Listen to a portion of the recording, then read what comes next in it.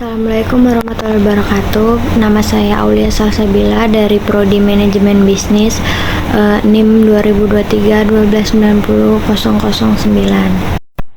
Di sini saya akan membahas materi tentang analisis keseimbangan.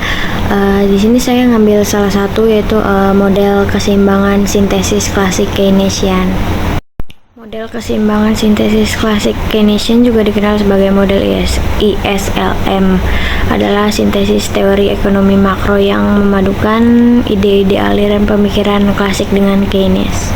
Model ini menjelaskan bahwa kondisi keseimbangan ekonomi akan tercapai bila pasar barang, jasa, dan pasar uang modal secara simultan berada dalam keseimbangan.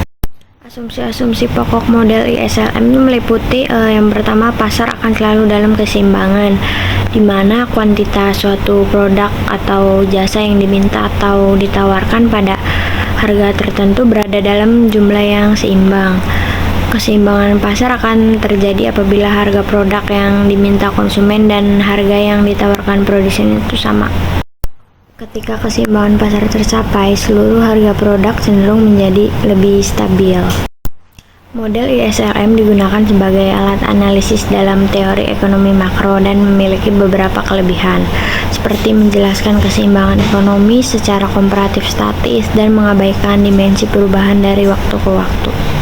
Lalu yang kedua, berlakunya hukum Walras. Hukum ini didasarkan pada teori keseimbangan umum yang menyatakan bahwa semua pasar harus dibersihkan dari kelebihan penawaran dan permintaan agar berada dalam equilibrium. Yang ketiga, fungsi uang sebagai alat transaksi dan spekulasi. Dalam model ISLM, permintaan uang telah sama dengan penawaran uang yang digambarkan oleh kurva LM (L sama dengan M). Fungsi uang sebagai alat transaksi dan spekulasi diwakili oleh MD sama dengan MT ditambah MSP, di mana MD sama dengan total permintaan uang, MT sama dengan motif transaksi, dan MSP motif spekulasi. Yang keempat, perekonomian adalah perekonomian tertutup. Dalam perekonomian tertutup, perekonomian tidak dianggap tidak melakukan transaksi dengan pihak luar negeri, di mana Y sama dengan C tambah S dengan keterangan Y sama dengan pendapatan, C sama dengan konsumsi, dan S sama dengan tabungan. Lalu yang terakhir, ada model komparatif statis. Analisis yang dilakukan adalah perubahan dari satu keseimbangan ke kondisi keseimbangan lainnya. Lalu B, keseimbangan pasar barang jasa. Keseimbangan pasar barang jasa tercapai apabila penawaran barang dan jasa telah sama dengan permintaannya. Pada kondisi keseimbangan, total produksi sama dengan total pengeluaran.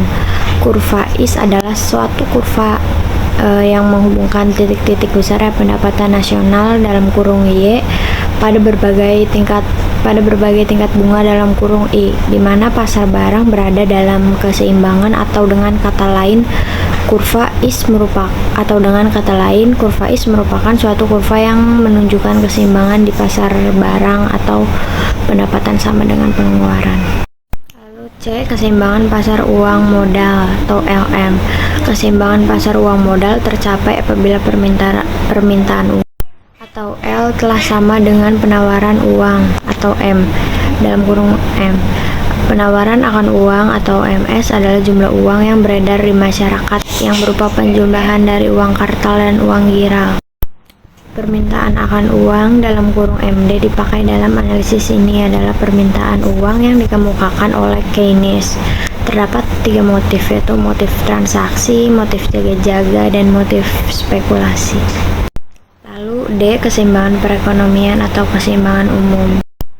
Perekonomian dikatakan telah mencapai keseimbangan apabila baik pasar barang jasa maupun pasar uang modal secara bersama-sama berada dalam kondisi keseimbangan. Secara grafis, keseimbangan tersebut tercapai bila kurva IS berpotongan dengan kurva LM.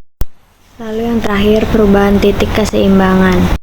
Titik keseimbangan akan mengalami pergeseran akibat dari naik turunnya akibat perubahan penawaran atau permintaan. Adapun perubahan titik keseimbangan yaitu pergeseran titik keseimbangan disebabkan bertambahnya jumlah permintaan. Yang kedua, pergeseran titik keseimbangan disebabkan berkurangnya jumlah permintaan. Yang ketiga, pergeseran titik keseimbangan disebabkan bertambahnya jumlah penawaran. Yang keempat, pergeseran titik keseimbangan disebabkan berkurangnya jumlah penawaran. Kesimpulannya, asumsi-asumsi yang mendasari model ISLM merupakan kombinasi asumsi-asumsi model klasik dan Keynes. Keseimbangan pasar barang jasa kurva 15 tercapai apabila penawaran barang dan jasa telah sama dengan permintaannya. Adapun keseimbangan pasar uang modal atau LM tercapai apabila permintaan uang telah sama dengan penawaran uang. Kemudian keseimbangan pasar umum dapat terjadi apabila pasar barang berada dalam keseimbangan dan pada keadaan itu pula di pasar uang berada dalam keseimbangan. Adapun perubahan titik keseimbangan yaitu disebabkan bertambahnya jumlah permintaan, berkurangnya jumlah permintaan, bertambahnya jumlah penawaran, dan berkurangnya jumlah penawaran. Sekian pembahasan dari saya, kurang lebihnya mohon maaf. Wassalamualaikum warahmatullahi wabarakatuh.